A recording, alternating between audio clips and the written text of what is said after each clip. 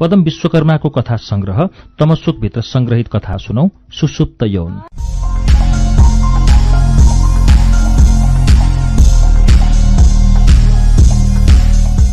जीवन र जगत पनि अचम्मको हुँदो रहेछ। कसैको जीवन सुखशैल ऐश आराम र भव्य महलमा बित्छ भने कसैको जीवन भोकभोकै भयानक दुःख कष्टका साथ बित्छ। अनि कसैको भने जन्मजात शारीरिक मानसिक अपाङ्गता लाटो बहिरो शारीरिक दुर्बलताको पीडा बोकेर नै बित्छ। यसलाई प्रकृतिको खेल भनौं या मान्छेकै भाग्यमा लेखिएको नियति भनौं। तिनीहरूको काली लाग्दो जीवन भोगाई एक विशाल पहाड जस्तै अन्धकार हुन्छ। सायद यो प्रकृतिको नियति नै होला। यस्ता यस्तै विभिन्न कथा व्यथाहरूले कैयौं मानिसको जीवन बितिरहेको हुन्छ। गङ्गेका बुढाबुढीले जीवनको उत्तरार्धमा 2 भाइ छोरा पाए। उनीहरूले सन्तानका लागि औषधि मूलो जडीबुटी धामी झाँक्री लगाउनसम्म लगाए। कति बोका कुखुरा हाँस धान चामल र नगद सके लेखाजोखा भएन। भाग्यको खेल हो वा औषधि मूलोले हो। गङ्गेकी श्रीमती हरिमायाले 45 वर्षको उमेरमा जेठो छोरा जन्माए। बुढेसकालमा काखभरिको छोरो पाएर गङ्गेका दम्पति खुसीले फुरुङ्ग भएका थिए। हुन पनि गाउँघरमा छोराछोरी जन्माउन नसक्नेलाई हेको दृष्टिले हेरिन्छ।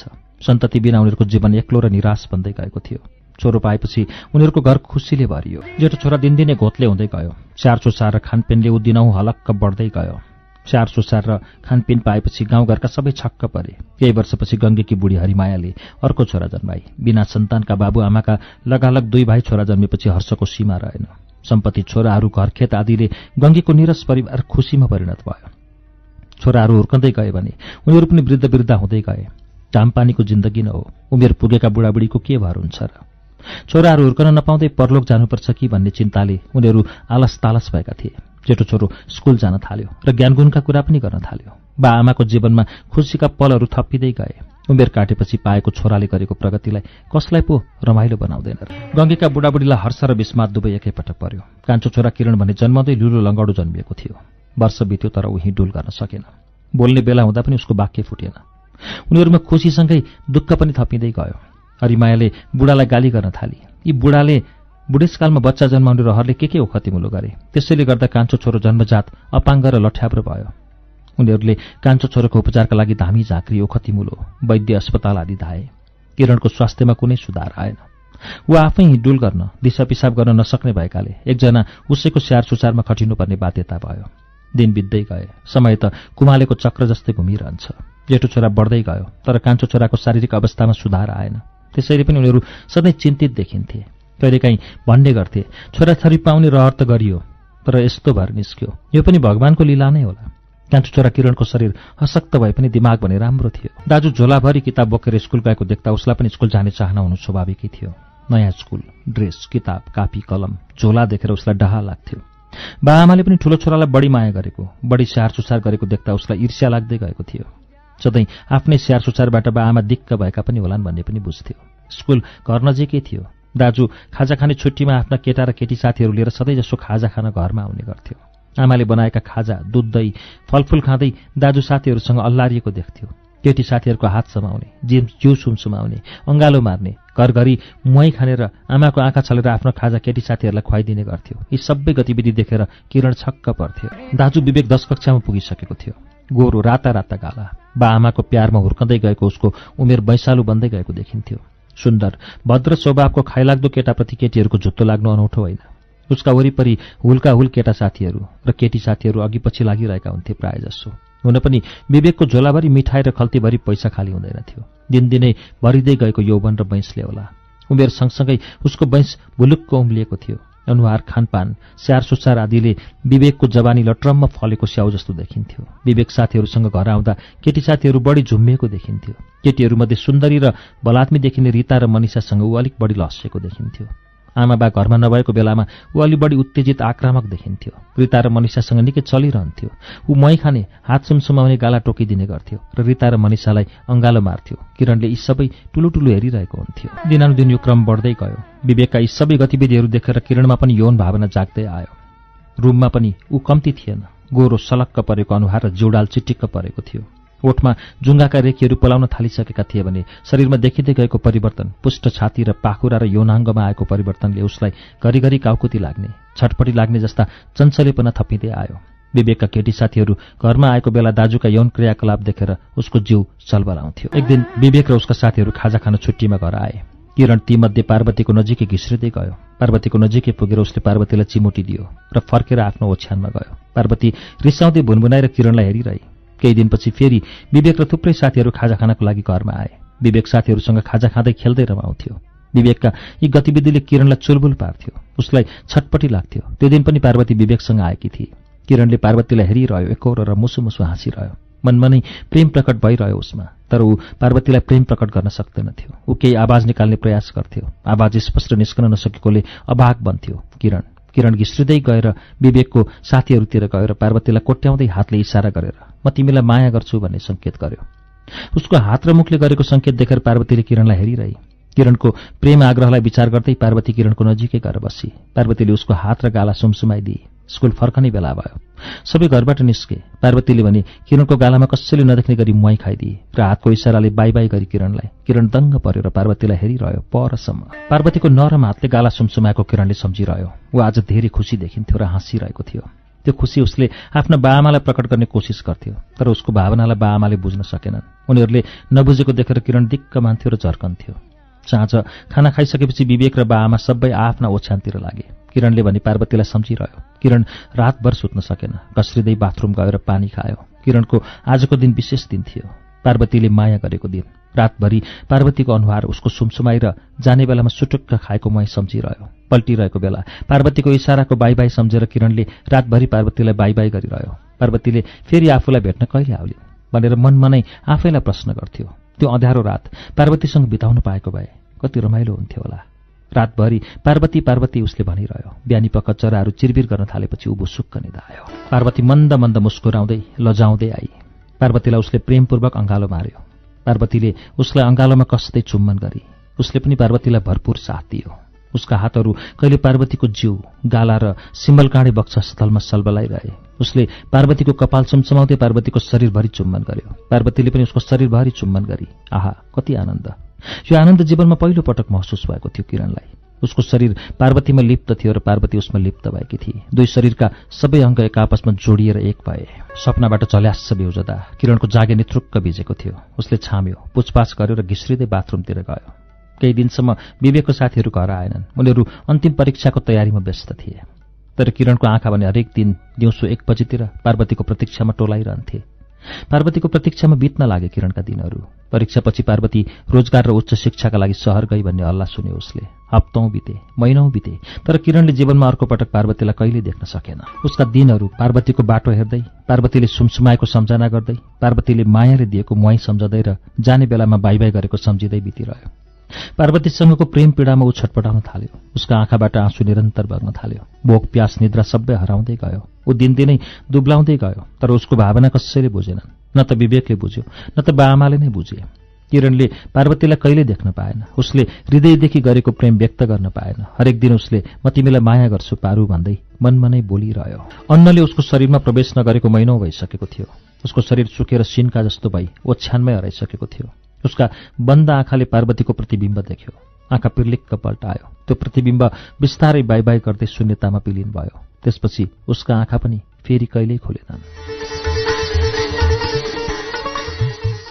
सुसुप्त यौन शीर्षकको यो कथा पदम विश्वकर्माको कथा हो। तमसुक कथा संग्रहबाट यसलाई वाचन गरेर सुनाए।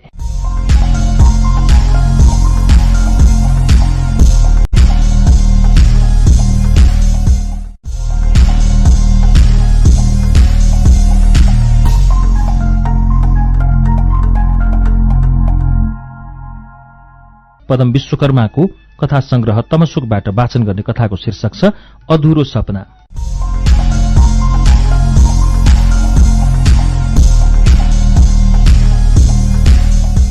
वर्षेनी 5वटा लगातार छोरी जन्माएकी सुन्तलीको 6औं गर्भ बस्यो।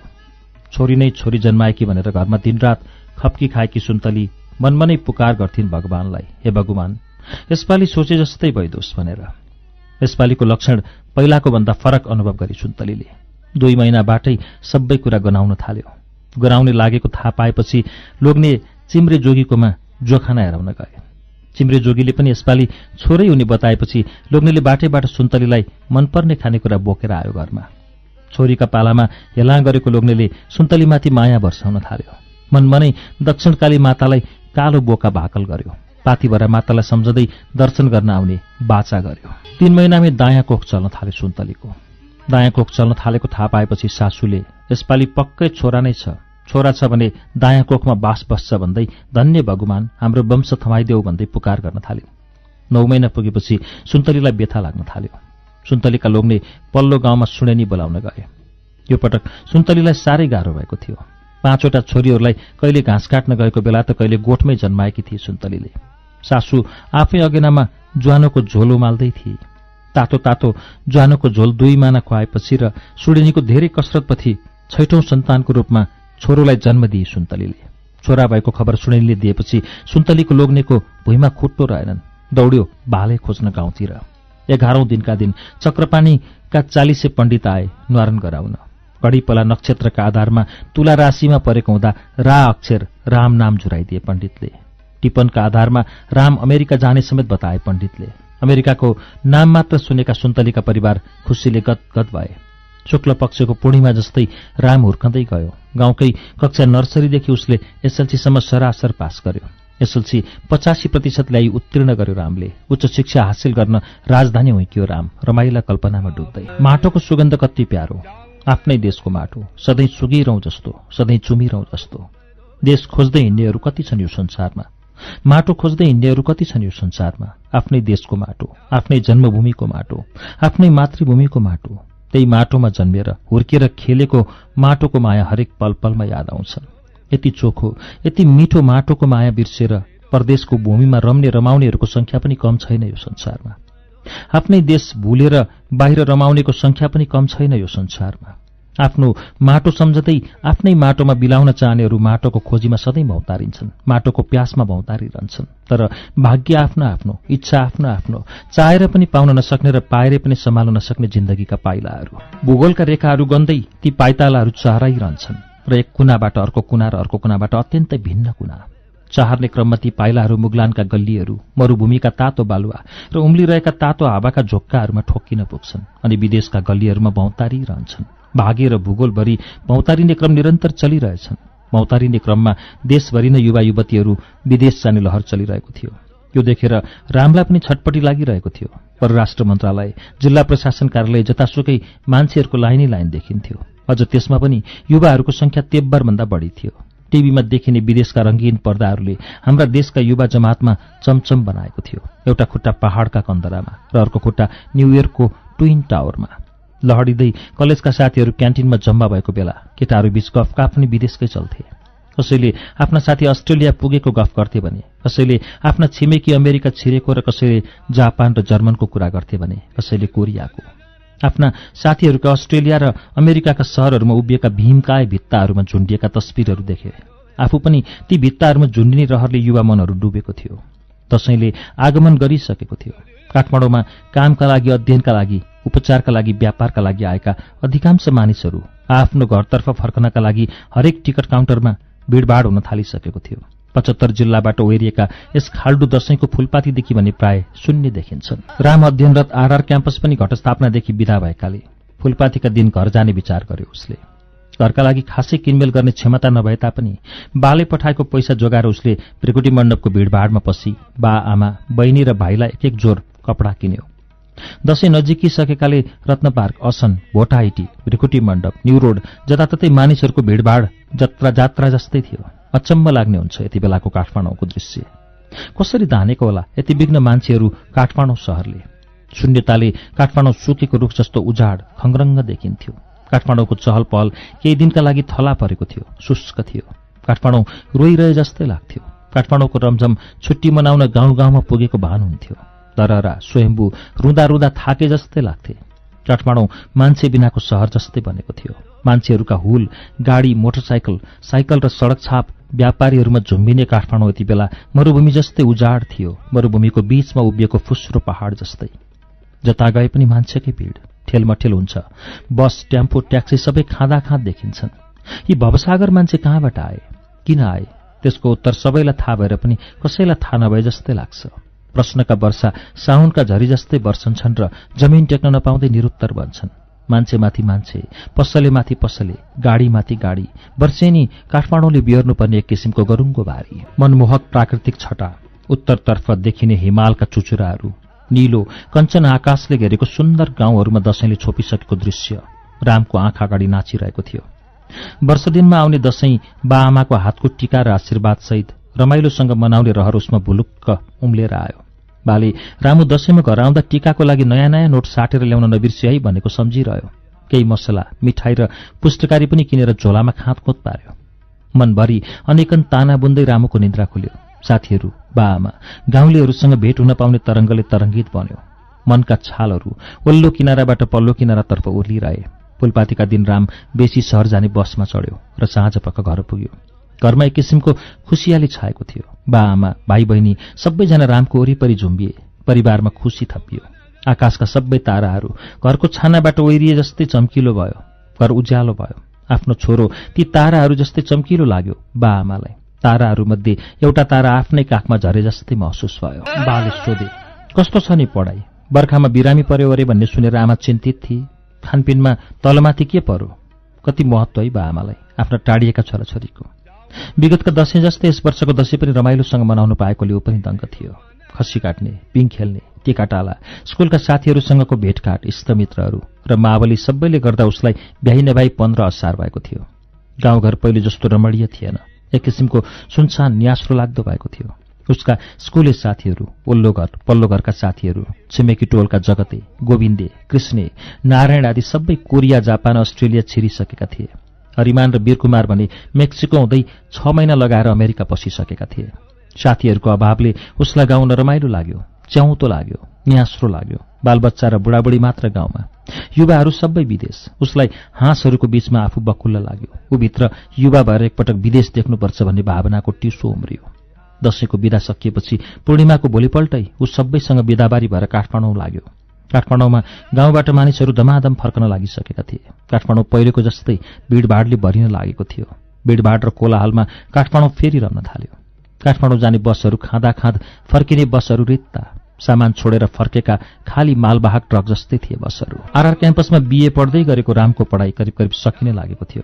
त्यति बेला गाउँघरमा एसएलसी पास गरेदेखि नै बीए गर्ने प्रस्ताव आउने गर्छन्। खाइलाग्दो र हलक्क बढेको केटो। काठमाडौँको हावापानीले उसको छालामा रङ फेरिसकेको थियो। भमराहरूलाई कोपिला पाएपछि सकिगयो नि। भमराहरूको जुत्तो लाग्यो सुन्दर कोपिलामा। उसलाई पनि बीएका लागि थुप्रै प्रस्ताव ओरिन थाले। प्रस्तावहरूमध्ये आफूलाई सुहाउँदो, सुन्दर वर्णकी, उमेर उचाइ सबै मिल्ने केटी, बाआमाको रोजाइ र सबैको आग्रहलाई स्वीकार गर्दै गीतासँग बिहे गर्ने निर्णय गर्यो। मङ्सिर महिनामै उसको बिहे गर्ने तय भयो। बिहेका लागि धुमधाम तयारी भयो। जीवनमा एकपटक गर्नुपर्ने बिहे, त्यसैले बाजागाजाका साथ भव्य बिहे हुने भयो रामको। त्यहीमाथि पनि जेठो छोराको बिहे विशेष महत्त्वका साथ गर्ने बुबा आमाको इच्छा अनुसार नै बिहे भव्य भयो। उसले गीतालाई जीवनसाथीको रूपमा भित्रायो। अब उसको जीवनको महत्त्वपूर्ण दिन आरम्भ भयो। छोराले चाहे जस्तो बेहुलीसँग जीवनगाँठो कसिदिन पाएकोमा बाआमा पनि सन्तुष्ट भए। परिवारमा अर्को सदस्य थपियो, अर्को खुसी थपियो। रामुको जीवनले नयाँ मोड लिन पुग्यो। बिहे सकिएको केही दिनपछि गीतालाई लिएर ऊ काठमाडौँ फर्क्यो। जीवनका नयाँ अनुभव, नयाँ उमङ्गका साथ उसको दिनचर्या सुरु भयो। त्यतिबेला काठमाडौँको फोटो सेन्टर र स्टेसनरी पसलहरूमा जताततै डिबी भर्नेहरूको भिड देखिन्थ्यो। हरेक वर्ष डिबी भर्नेहरूको मेला लाग्छ काठमाडौँको गल्लीहरूमा, र यो देख्दा आफ्नो देशमा बस्ने रहर कसैलाई छैन जस्तो लाग्छ। एक दिन उसले पनि डिबी भर्ने विचार गर्यो र न्यू रोडको फोटो सेन्टरमा गएर फोटो खिचायो र डिबी फारम भर्यो। जे पर्ला पर्ला भनेर उसले यस्तो निर्णय गरेको थियो। डिबी भर्ने लाखौं हुन्छन्, तर पर्ने भाग्यमानी थोरै हुन्छन् भन्ने लहरले उसलाई पनि तान्यो। असारको महिना थियो। उसको डेरामा अमेरिकी एम्बेसीबाट खामबन्दी चिठी आयो। उसलाई डिबी चिट्ठा परेको चिठी रहेछ।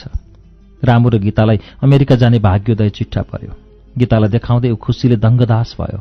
डिबी प्रोग्रामको नियमअनुसार उनीहरूले सबै तयारी पूरा गरे र अन्तर्वार्ताको लागि दुवैजना एम्बेसी पुगे। साँझ भिसा पाउने निश्चित भएपछि खुसीले गदगद हुँदै रमाए। उसले घरमा बालाई फोन गरेर अमेरिका जाने खबर सुनायो। बा आमा छोरा अमेरिका जाने खबरले एकपटक खुसी भए भने अर्कोपटक दुःखी भए। बाबुआमाको मन न हो। आफ्नो सन्तान 7 समुद्र पारी बिरानो मुलुकमा जान लाग्दा उनीहरूलाई चिन्ता लाग्नु स्वाभाविकै हो। रामु र गीतालाई पहाड जत्रै सपनाले घेर्यो। सपनाका महलहरूभित्र उनीहरू चुर्लुम्म डुबे। आँखा वरिपरि अमेरिकाका विशाल गगनचुम्बी महल र चिल्ला सडक नाच्न थाले। बधाईको थाम्न नसक्ने वैरो लाग्यो। 2 महिनापछि राम र गीताको अमेरिका जाने दिन आयो। सबैको अनुहार मलिन थिए। सुन्तलीले छोरा बुहारीलाई टीका लगाएर आशीर्वाद दिए। बाबुले पनि आशीर्वाद थापे। गीताका बाबुआमा पनि आएका थिए। उनीहरूले पनि छोरी ज्वाइँलाई आशीर्वाद थपे। बा आमा, सासू ससुरा र साथीहरू बिदाई गर्न गए एयरपोर्टसम्म। गीता र रामुले बाबुआमालाई पुनः ढोक गरे अन्तिम पटक। यात्रुको खचाखच भिडमा रामुकी आमाले घाँटी तन्काई तन्काई हेरिरहन्। रामु र गीताले पनि मुन्टो फर्काएर हेरे। त्रिभुवन विमानस्थलको जमिन छोड्दै जहाज भुर्र उड्यो। जहाजले काठमाडौँलाई फनक्क घुमेर एक चक्कर लगायो। धुवाको मुस्लो फाल्दै कुलेलाम ठोक्यो जहाज। रामुको आमालाई त्यो पीडा असह्य भयो। आमाको मन न हो, पक्कानिएर आयो। पीडाको बोझ सहन नसकेर उनी भनभनिँदै भुइँमा लड्न पुगिन्। धेरै बेरसम्म बाको आँखाबाट आँसुको धारा बगिरहे। रामुको बाले आँसु पुस्दै ट्याक्सी चढाएर वीर अस्पताल पुर्याए। धेरै बेरसम्म आमा बेहोस परिन्। अन्य आफन्तहरू गहभरि आँसु लिँदै घर घर फर्किए। छोराको बिछोडको पीडाले आमालाई हार्ट एट्याक भएछ। जीवनको पहिलो लामो यात्रा, समुद्रै समुद्रमाथि काली लाग्दो यात्रा। 2 दिनसम्म जहाज आकाशमै घुमिरह्यो। पहिलो पटकको यात्रा। उनीहरूको सातो पुत्लो गयो, होस आभासै उड्यो। 2 दिने लामो यात्रा पश्चात परिचारिकाले welcome to you United States of America भन्ने उद्घोष गरेपछि थाहा भयो जहाज अमेरिका प्रवेश गरिसकेछ। बल्ल अलिक साहस पलाउन थाल्यो। सूर्यका किरण अमेरिकी भूमिमा छताछुल्ल पोखिन थालेका थिए। तेस्रो दिनको बिहानी पख जहाज डालास अन्तर्राष्ट्रिय विमानस्थलमा अवतरण भयो। जहाजले जमिन टेकेपछि गीताको अनुहारमा खुसीका किरणहरू बिस्तारै चलबलाउन थाले। गीताको दबिएको आवाज प्रस्फुटित भए। उसले बिस्तारै जहाजको झ्याल उचालेर हेरेर भनी, टेक्सास आइएछ क्यारे नि। रामले सही थप्दै भन्यो, त्यस्तै छ। जहाजबाट सबै निस्के। राम र गीताको पहिलो पाइला अमेरिकी भूमिमा टेकियो। मान्छेहरूको हुलमा उनीहरू पनि मिसिन पुगे। सामानसहित बाहिर निस्कँदा वीर कुमार उनीहरूको स्वागतमा प्यासेन्जर एराइभल कक्षमा पर्खिरहेका थिए। वीर कुमारले सामान गाडीमा राख्न सहयोग गरे। गाडी अर्बिङतर्फ मोडियो। रामका छिमेकी वीर कुमार पनि टेक्सासमा पहिलेदेखि बस्दै आएका थिए। उनीहरूलाई टेक्सास एयरपोर्टबाट वीर कुमारले आफ्नो घरमा लिएर गए। विश्वमा सबैभन्दा ठूलो देश भनेर चिनिने अमेरिकाको ठूलो शहर टेक्सास स्थित छिमेकीको घरमा केही दिन बिताए राम र गीताले। अमेरिका छिर्ने रहर पूरा भए तापनि आफ्नो देश, आफ्नो जन्मभूमि, आफन्तहरू र साथीहरू सबै छोडेर 7 समुद्र पारी आउँदाको पीडा उनीहरूले भोग्दै गए। अमेरिका उनीहरूको लागि सपनाको देश थियो। जताततै जमिनभरि सडक र सडकभरि गाडी थियो। कल कारखाना प्रविधि सबै थियो, तर सधैँ देखिने अन्नपूर्ण माछा पुछ्रेर धौलागिरी थिएन। झुल्के घामसँगै टल्किने धरहराको टुप्पो थिएन। स्वयम्भूका आँखाहरू थिएनन्, न थिए सलल्ल बगिरहेको कोशी र गण्डकी। वीर कुमारले उनीहरूका लागि आवास, जागिर सबैको बन्दोबस्त गरिदिए। आफ्नो देशबाट अमेरिका आउनेहरूलाई सुरुका दिनमा सहयोग गर्ने अमेरिकावासी नेपालीहरूको संस्कारै बसिसकेको छ। रामले नजिकैको एक ग्यास स्टेशन र गीताले नेपालीको रेस्टुरेन्टमा काम गर्न थाले। घण्टा अनुसारको काम र पैसा आउने अमेरिकामा रामु र गीता पनि काममा जोतिँदा जोतिँदै महिना र वर्ष बितेको पत्तै भएन। एक एक गर्दै रामुको 2 छोरा र 1 छोरी जन्मिएपछि पारिवारिक सुखानुभूति गरे दुवैले। अमेरिकामा घर, काम, सपिङ सबैको लागि गाडी अत्यावश्यक हुन्छ। अत उनीहरूले पनि लोन लिएर गाडी किने। छोराछोरी हुर्कँदै गएपछि अपार्टमेन्ट सागुरो हुँदै गयो उनीहरूलाई। उनीहरूले लोन मार्फत नै घर किनेर आफ्नै घरमा बस्न थाले। एक दिन नेपालबाट बुबा सिकिस्त हुनुहुन्छ भन्ने खबर आयो। यो खबरले ऊ छटपटीमा पर्यो। गरिब परिवारमा जन्मिएको रामुले दुःखले स्कुल पढेको थियो। बीएसम्म पढ्दा लागेको ऋण उसको बीएमा लागेको ऋण त छँदै थियो। अमेरिका आउँदा लागेको जहाज टिकट र केही समयको लाग्ने रकम आदि सबै चापटीमै चलेको थियो। ती सबै ऋण तिर्न नसकी घण्टा हान्दै काम गर्दथ्यो। बल्ल बल्ल ऋण चापट गरेर अमेरिका छिरेको रामलाई फेरि टिकट काटेर नेपाल जान सम्भव थिएन। आमालाई फोन गरेर बुबालाई काठमाडौँमा ल्याउनु र उपचार गराउनु खर्चको व्यवस्था म गर्छु भनेर सान्त्वना दियो। बुबालाई क्यान्सर भएको रहेछ। सानोतिनो दबाई पानीले पुगेन। काठमाडौँमा उपचार पनि सम्भव भएन। गाउँका सबै मिलेर बुबालाई दिल्ली लगे। महिना दिन जतिको उपचारपछि घर ल्याउने कार्य भयो। ऊ अमेरिका आउँदा र बुबालाई उपचारको लागि लिएको ऋण जोड्दा करोड नागिसकेको थियो। फोन, इन्सुरेन्स, गाडीको भुक्तानी, क्रेडिट कार्ड, मोर्गेज, बत्ती, पानी, खाना, भोज भत्तेर आदि गरेर उसको खर्च दिनानुदिन चुलिँदै गयो। रामु र गीताको सामान्य कमाइले सबै खर्च धान्न नसक्ने अवस्था सिर्जना हुन थाल्यो। अमेरिकामा लोन लिन सजिलो छ। ब्याज तिर्दा तिर्दा कायल बनाउँछ भन्ने थाहा थियो। तर लोन लिनु उसको मात्र होइन, प्राय सबै नेपालीको बाध्यता हुन्छ। घरमा आएका थुप्रै चिठीहरूमध्ये एक चिठीमा अमेरिकन फाइनेन्स कम्पनीको लोन दिने स्वीकृत भएको रहेछ। श्रीमतीसँग सल्लाह नगरी त्यो लोन लिने र केही पैसा बुबाको उपचारको लागि लागेको सापटी तिर्न पठाउने निर्णय गर्यो रामले। घरको खर्च, खाना, केटाकेटीको खर्च, मोर्गेज, गाडीको खर्च, इन्सुरेन्स, हालै अमेरिकन फाइनेन्स कम्पनीसँग लिएको लोन, बत्ती, पानी, फोन, क्रेडिट कार्ड आदि गर्दा उसको र गीताको आम्दानीले भ्याउन नसक्ने भयो। हुर्कँदै गएका बालबच्चाहरूको माग दिनानुदिन तीव्र हुँदै गयो। यी सबै खर्च धान्न धौधौ थियो। रामुको थकित अनुहारमा चिन्ताका घाउ फैलिँदै गए। जीवनबाट उसको हाँसो खोसियो, खुसी खोसियो र निद्रा खोसियो। छटपटीमा कैयौं रात बित्यो। ग्यास स्टेशनमा काम गर्ने भएकाले उसलाई शनिबार र बुधबार चिट्ठा खोल्ने बारेमा राम्ररी जानकारी थियो। चिट्ठाको रकम कहिलेकाहीँ 200-300 मिलियन पुग्थ्यो। ऊ हरेक पटक चिट्ठा किन्थ्यो र हिसाब गर्न थाल्थ्यो। यति पैसा भएमा उसको पढ्दाखेरि लागेको ऋण, बिहेको लागि बुबाले लिनुभएको ऋण, अमेरिका आउँदा लिएको सापटी, बुबाको उपचारार्थ काका ठुलुबा ससुरालीले दिएको रकम, घरको मोर्गेज पे अफ, हालै अमेरिकन फाइनान्स कम्पनीसँग लिएको लोन सबै तिरेर ऊ आनन्दले बस्न पाउने कल्पना गर्थ्यो। हरेक हप्ता उसले चिट्ठा किन्थ्यो र मनमा नै योजना बनाउँथ्यो। तर हरेक पटक चिट्ठाको नतिजा निस्किएपछि ती योजनाहरू चकनाचुर हुन्थे। यसरी उसले कल्पनामै वर्षौं बितायो, चिन्तै चिन्तामा वर्षौं बितायो। छटपट्टिको आगो भित्रभित्रै सल्कँदै गयो र त्यस आगोभित्र आफै पिल्सिँदै गयो। रातभर बरबराउन थाल्यो, मानव ऊ भयंकर काली लाग्दो रोगबाट ग्रसित छ। गत महिना चिट्ठाको रकम 1000 मिलियन पुग्यो। उसले काम गर्ने पसलमा चिट्ठा किन्ने मान्छेको भिड लाग्न थाल्यो। अरूले जस्तै उसले पनि मनमा नै यसपटक चिट्ठा आफूलाई परेमा अरबपति बन्ने, सबै ऋण चुक्ता गर्ने र सपरिवार आनन्दले रम्ने कल्पना गर्यो। सधैँ जस्तै यसपटक पनि उसले भाग्योदय चिट्ठा किन्यो। उसको चिट्ठाको नम्बर 15, 21, 30, 57 र 48 थियो। काम सकेपछि ऊ घर फर्कियो। सुन्तली र छोराछोरीलाई आफूले चिट्ठा किनेको र यसपटक चिट्ठाको रकम $1000 मिलियन पुगेको बतायो। नेपालीमा त्यो सयौं बिलियन हुन्छ। यो चिट्ठा पर्यो भने आफ्नो जीवन सुखमय बन्ने, सबै ऋणबाट मुक्त हुने पनि बतायो गीतालाई। इतिहासमै ठूलो रकम यसपटक भएकोले अमेरिकी सञ्चार माध्यमबाट जताततै चर्चा हुनु स्वाभाविकै थियो। साँझ रामुले टिभी खोलेर समाचार सुन्यो। समाचारमा चिट्ठाको नतिजा घोषणा भयो। टिभीमा आयोजकले चिट्ठा पर्ने भाग्यमानी चिट्ठा नम्बर 15, 21, 30, 57 र 48 र पावरबल नम्बर 15 भएको घोषणा गर्यो। रामुले सोफामा बस्दै आफ्नो वालेटबाट चिट्ठा निकालेर नम्बर हेर्न थाल्यो। नम्बर पढ्दै जाँदा 15, 21, 30, 57, 48 र पावरबल नम्बर सबै मिलेको रहेछ। चिट्ठाको रकम यति धेरै थियो कि बिल गेट, मार्क जुगरबर्ग भन्दा पनि धनी बन्न पुग्ने रकम थियो। यस रकमले उसको सबै ऋण चुक्ता गरेर घरको मोर्गेज तिरेर पनि अथाह सम्पत्ति बचत हुने थियो। उसको श्रीमती र छोराछोरी खाना खाँदै थिए। चिट्ठा नम्बर पढ्दा पढ्दै उसको आवाज रोकियो। लौन के भयो भन्दै गीता सोफाको नजिक पुग्दा रामुको सास रोकिएको थियो। गीता रुन कराउन थाली। छोराछोरी पनि चिच्चाइ चिच्चाइ रुन थाले। रुवाबासी सुनेर छिमेकीहरू के भयो भन्दै रामुको घर आए। उनीहरूले पुलिस र एम्बुलेन्सलाई खबर गरे। एम्बुलेन्सले रामुलाई नजिकको अस्पताल पुर्यायो। अस्पतालको इमर्जेन्सी रुममा कार्यरत डाक्टरले रामुले श्लोकबाट बिदा लिइसकेको घोषणा गरे। इमर्जेन्सी रुम कोलाहलले भरियो। भाग्योदय चिट्ठा परेर सुखी बन्ने रामुको सपना अधुरो रह्यो, अपुरो रह्यो र सपनामै अन्त भयो। अधुरो सपना शीर्षकको यो कथा पदम विश्वकर्माको कथा हो। कथाकार पदम विश्वकर्माको यो कथालाई मैले तमसुक कथा संग्रहबाट वाचन गरेको हुँ।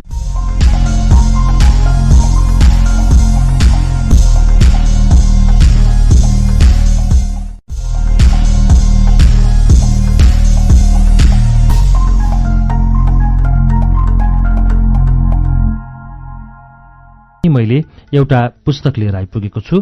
पदम विश्वकर्माको कथा संग्रह तमसुक मैले आज प्रसारण गर्ने कथा संग्रह हो। यसभित्रका केही कथाहरू म आज प्रसारण गर्छु। 2076 साल वैशाखमा पहिलो पटक प्रकाशित भएको कथाकार पदम विश्वकर्माको कथा संग्रह तमसुकमा माया ठकुरी, नीलम नेहारीका, ज्ञानु अधिकारी लगायतले भूमिका लेख्नु भएको छ र यो पुस्तक तमसुकका लेखक लमजुङ धमिली कुवा 3 उहाँको जन्मस्थल हो भने अमेरिकाको कोलोराडोमा बसोबास गर्दै आउनुभएको छ। त्रिभुवन विश्वविद्यालय काठमाडौँबाट नेपाली साहित्यमा स्नातक र समाजशास्त्र मानवशास्त्रमा स्नातकोत्तर गर्नुभएका पदम विश्वकर्मा अन्तर्राष्ट्रिय नेपाली साहित्य समाज केन्द्रीय कार्य समितिका 2014 देखि सन् 2018 सम्मको अध्यक्ष पनि हुनुहुन्छ र उहाँ विभिन्न साहित्यिक क्रियाकलापहरूमा लामो समयदेखि सक्रिय हुनुहुन्छ।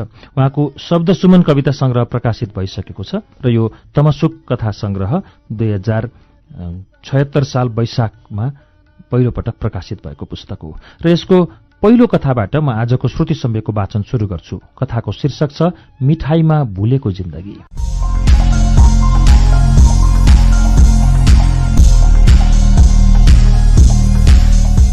वरिपरि जंगल, बीचमा ठूलो फाँट, फाँटको बीचबाट लमतन्न परेर बगेको खोला। हिउँदमा सुक्ने र बर्खायाममा उर्लने खोलाले फाँटका अधिकांश भागलाई बालुवाले छोपेको छ। जंगलको फेदमा कहीँ कहीँ देखिने काठका साना साना घरहरू छन्। पर भित्तामा बगरबाट अरू घरभन्दा टाढा अलग्गै देखिने अलिअलि घर हो कि जस्तो देखिने घरमा 8 वर्षको कृष्णबहादुर बाख्रालाई घाँस चुन्ड्याउँदैछ। उसकी आमा र सबै गाउँलेले उसलाई किस्ने भनेर बोलाउँछन्। गरिबीको कोखबाट जन्मिएको किस्ने लगनशील, मेहनती र सोझो केटा हो। ऊ सानै छँदा यस संसारलाई छोडेर परलोक भएको थियो उसको बाउ। उसलाई र उसकी आमालाई बेसहारा बनाएर सदाका लागि बिदा भएको थियो उसको बाउ। बाउले यस संसारबाट बिदा लिएको दिन उसलाई अलिअलि सम्झना छ। आमा छाती पिटी पिटी रोएको दृश्य सम्झेर उसको मन चसक्क हुन्छ। अझै पनि मतानमा मकै नङ्ग्याउँदा नगाउँदै ढलेका थिए कृष्णका बाउ। आमा जुठेलनामा भाँडा माझ्दै थिइन्, ऊ मजेरीमा खाल्टाङ खोल्टिङ खेल्दै थियो। मतानमा मकै नङ्ग्याउँदा खोस्टाको साराक सुरुकको आवाज केही बेरसम्म रोकिएपछि कृष्णकी आमा मतानमा हतारिँदै उक्लेकी थिए। भुइँमा ढलेको लोग्नेलाई देखेपछि डाकको छोडेर रोएपछि 6 वर्षीय कृष्णे गाउँलेलाई हाम्रा बा सुतेका छन्, आमा किन हो गुवा गुवा रोइरहेकी छन् भन्दै बोलाउन गएको थियो। कृष्णका कुरा सुनेर सबै गाउँले एकैछिनमा भेला भए कृष्णको मतानमा। सुरवीर आएर नाडी छामे। नाडी नरहेको जानकारी सुरवीरले दिएपछि केही गाउँले पर पाखामा बाँस काट्न गए। कृष्णे बाउलाई हेर्दै बाउको छातीमा मुन्टो जोतेर रोइरहेकी आमालाई आमा हाम्रा बा किन भुइँमा सुतेका, बाला ओछ्यान लगाइदेऊ न भन्दै घचघचाइरहेको थियो। जम्मा भएका गाउँलेले त्यो अबोध बालकलाई तिम्रो बाउ मरे भन्न पनि सकिरहेका थिएनन्। यो दृश्य देखेर जम्मा भएका गाउँका महिलाहरू कोही मजेत्रोले आँसु पुस्दै थिए भने कोही गाला हुँदै झरेका आँसुलाई हत्केलाले सोहोर्दै थिए। सुरवीरले बान परेछ भने जंगल गएका केही मानिसहरूले हरियो बाँस ल्याएर एकैछिनमा बाँसको खट बनाए। कृष्णको नाता पर्ने काकाले खाडीको सेतो कपडा लिएर आए। कृष्णका बाउलाई बाँसको खटमा सुताएर सेतो लुगाले ओढाएपछि कृष्णकी आमा झन मूर्छा परी रुन थालिन्। 4 जना बलिया गाउँले ठिटाहरूले बाँसको खट काँधमा राखेर कृष्णका बाउलाई बोकेर हिँडे भने नारायण बाहुनले एकहोरो शङ्ख फुक्दै खटको पछि पछि लागे। जम्मा भएका गाउँलेहरू पनि लाम लागेर एक एक गर्दै हिँड्न थाले। मलाई छोडेर एक्लै नजाऊ कृष्णका बा भन्दै डाकको छोडेर रोएकी कृष्णकी आमालाई जम्मा भएका महिलाहरूले यस्तै हो कृष्णकी आमा, ढिलो चाँडो सबैले एक दिन त जानै पर्छ, यसो भन्दै सम्झाउँदै थिए। सुतेका बाउलाई बाँसको डोलीमा चढाएर पर पुर्याइसकेको देखेपछि कृष्ण रुँदै बाउलाई पर्खाऊ न, म पनि जान्छु बाउसँगै, अहिले बाउ उठेपछि म पनि बाउसँगै आउँछु भन्दै खेतका गरागरा हाम फाल्दै दौडिन थाल्यो। असारमा खेत रोपाई गर्न कुलोमा ल्याएको पानीले चिप्लो भएको खेतको आलीमा चिप्लिएर मरिनी बाउ भन्दै बजारियो। होइन कृष्ण, बाख्रालाई घाँस झुन्याउन गएको के गरेर बसिरहेछस्? उता भएको एउटा गाई नि कराउँदैछ भोकले। आमाको बोली सुनेपछि कृष्ण भोटोको फेरोले आँसु पुस्दै बाउ सम्झे आमा भन्दै घरतिर उक्लियो। सबै बाख्रा पाठाले घाँस खाइसकेका थिए। कृष्णको बाउले किनेर ल्याएको पठ्यग्री तर अहिले बुढी भएकी बाख्रीले पनि घाँस खाइन। कृष्णको बाउ बितेपछि त्यो बुढी बाख्री पनि दुब्लाउँदै गएकी थिए। सुख दुःखमा साथ दिने लोग्ने आधा उमेर नपुग्दै गुमाउनु पर्दा कृष्णकी आमाले धेरै दुःख र सङ्घर्ष गर्नु परेको थियो। सायद कृष्ण नभएको भए उनको जीवनको बाटो अर्कैतिर मोडिन्थ्यो होला, अर्कैसँग घरजम गर्थिन् वा कुनै साहुको टहरामा जीवन बिताउँथिन्। भाग्यले जे दियो त्यसैमा सन्तोष गर्नु महिलाहरूको बाध्यता हो। छोरा मान्छे जस्तो सहर बजार पस्ने, लाहोर जाने आदि गर्न महिलाहरूलाई हाम्रो समुदायले छुट दिँदैन। पति बितेपछि पनि एक्लो जीवन बिताउनु पर्ने हाम्रो परम्परा पीडादायी छ। पत्नी गुमाउँदा पुरुषले अर्की ल्याउन हुने र पति गुमाउँदा महिलाले अर्को पतिसँग जान नपाउने स्वार्थी रीतिरिवाज चलिरहेकै छ हाम्रो समाजमा। कृष्णको बाउ छारे रोगको शिकार बनेका थिए। गाउँघरमा यो रोग लाग्यो भने बानले भेट्यो भन्छन्। औषधिको ट्याब्लेट र अस्पतालको सुई सिरिन्ज बिना नै रोगले लैजाने गर्छ। कृष्णको बाले पनि कुनै औषधि मुलो बिना नै प्राण त्यागे। झारफुक धामी झाँक्री कति मात्र गरिनन् कृष्णकी आमाले लोग्ने बचाउन, तर केही सिप लागेन। गाउँमा छारे रोगले धेरैको ज्यान गए जस्तै अकालमै गएको थियो कृष्णको बाको ज्यान पनि। बा बितेपछि कृष्णकी आमालाई जीविका चलाउन धौधौ पर्यो। छोरालाई डोराएर सँगै मेलापात जानु र कमाएर ल्याएको अन्नले गुजारा चलाउनु उनको दैनिकी थियो। बिस्तारै दुःखका साथ ढिँडो जाउलो फाँडो खाँदै कृष्णका आमा छोराको दिन बित्दै गयो। गाउँका अरू केटाकेटी जस्तै कृष्णलाई पनि 8 वर्ष भएपछि स्कुल पठाइन् कृष्णकी आमाले। गाउँघरको स्कुल, उसको घरबाट स्कुल जान 1 घण्टा जति लाग्थ्यो। टोलका अन्य साथीहरूसँगै कृष्ण पनि स्कुल जान्थ्यो। उमेरसँगै कृष्ण कक्षा उक्लँदै गयो। 2 कक्षा 3 कक्षा गरेर उसले 5 कक्षा पास गर्यो। मेहनती भएकोले ऊ कक्षामा सधैँ पहिला वा दोस्रो हुन्थ्यो। प्रतियोगिताहरूमा सधैँ प्रथम भएकाले उसलाई पुरस्कार स्वरूप कापी कलमको दुःख थिएन। नयाँ कक्षा सुरु गरेपछि भने नयाँ किताब, झोला र स्कुलको ड्रेस किन्नुपर्ने नियम थियो। कक्षा पास त गर्थ्यो, तर अर्को कक्षा चढेपछि उसलाई आवश्यक पर्ने किताब, झोला, ड्रेस किन्न उसको आमालाई सधैँ धौधौ पर्थ्यो। साउसँग हारगुहार गरेर ऋण मागेर उसको किताब, झोला र ड्रेस किन्ने गर्थी कृष्णकी आमाले। घरमा पेटभरि खान पनि मुस्किल थियो। कहिलेकाहीँ छुट्टीको दिन कृष्ण श्यामको घर जाने गर्थ्यो। जातपात, थर, गोत्र मिल्ने र कहिलेकाहीँ कृष्णकी आमाले काममा सहयोग गरिदिने हुनाले 2 परिवारबीच नजिकको सम्बन्ध थियो। श्याम 7 वर्षको हुँदा स्कुलमा भर्ना भएकोले स्कुलमा कृष्णभन्दा 1 कक्षा अघि थियो। शिक्षकले दिएको होमवर्क गर्न गणित र अंग्रेजी सिक्ने न्युले कृष्ण श्यामको घर नियमित जाने गर्थ्यो। श्यामको घरमा गएको दिन कृष्णले पेटभरि टन्न खान पाउँथ्यो। श्याम पढाइमा सिपालु मात्र नभएर उसले कृष्णलाई ज्ञानगुणका कुरा पनि सिकाउँथ्यो। जातीय भेदभावको अन्त कसरी गर्न सकिन्छ? वर्गीय शोषण भनेको के हो? समाजमा निमुखा वर्गका मानिसलाई किन अवहेलना गरिन्छ?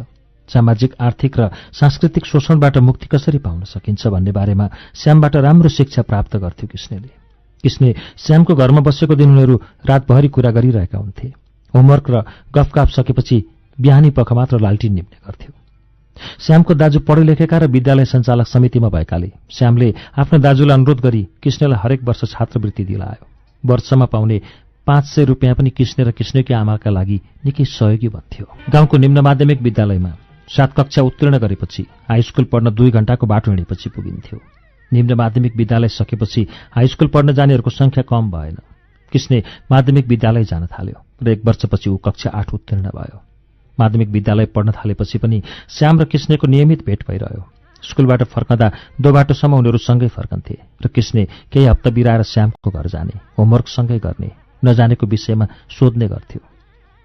असल चरित्र भएको, सुन्दर वर्णको कलकलाउँदो केटाहरूलाई मन पराउने मान्छे निकै हुन्छन् गाउँघरमा। कृष्ण कक्षामा सिपालु भएकाले र परीक्षामा सिकाइदिने भएकाले परीक्षामा केटीहरू उसको वरिपरि बस्न हानाथाप गर्थे। उसको सहयोगले वरिपरि बस्ने प्राय सबैले राम्रो अङ्क ल्याएर उत्तीर्ण हुन्थे। उसको मिठो बोली, सुन्दर अनुहार, सलक्क परेको जिउ, भद्र स्वभावको ठिटो भएकाले गाउँका आइमाईहरू उसँग ठट्टा गर्न झुम्बिन चाहन्थे र घरिघरि उसँग जिस्कन्थे। कृष्णकी आमा प्राय हरेक दिन काममा जाने गर्थिन्। स्कुलबाट घर फर्केपछि उसले खोपीमा सेलरोटी, खीर, मिठाई, फलफूल देख्थ्यो। भोकले खरिएर आएको कृष्ण हरेक दिन फरक फरक खानेकुरा देखेपछि मक्ख परेर खान्थ्यो। एक दिन खीर राखिएको कचौरा मुनि एउटा चिठी पनि भेट्यो। चिठीमा लेखिएको थियो, प्यारो कृष्ण, म तिमीलाई हरेक क्षण देख्न चाहन्छु। तिमी बिना म एकछिन पनि बाँच्न नसक्ने भएकी छु। यो संसारमा भोक तिर्खा मलाई केही छैन, केवल तिमी मात्र छौ। म तिमीलाई कति माया गर्छु भन्ने सायद तिमीलाई थाहा नहोला। देखाउन सक्ने भए म यो छाती चिरेर तिमीलाई देखाउने थिएँ होला। कैयौं रात तिम्रो सम्झनामा बिताएकी छु र एक रात तिमीसँग बिताउने सपनामा बिउजेको छु। मेरो प्रेमलाई अन्यथा नसम्झ, तिमीसँगै जीवन बिताउने प्रण गरिसकेको छु प्यारो कृष्ण, तिम्री हितैषी ममता।